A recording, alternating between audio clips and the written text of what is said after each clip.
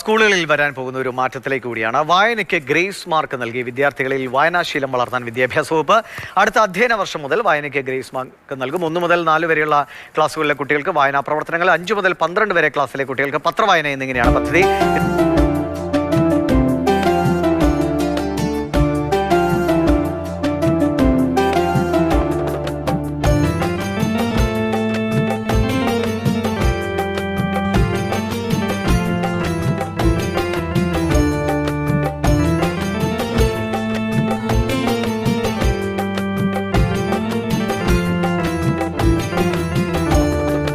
അറിവിന്റെ ഉറവിടങ്ങൾ പുസ്തകങ്ങളാൽ, അതിരുകളിൽ ആകാശപ്പൊലിവു കണ്ടിടാം.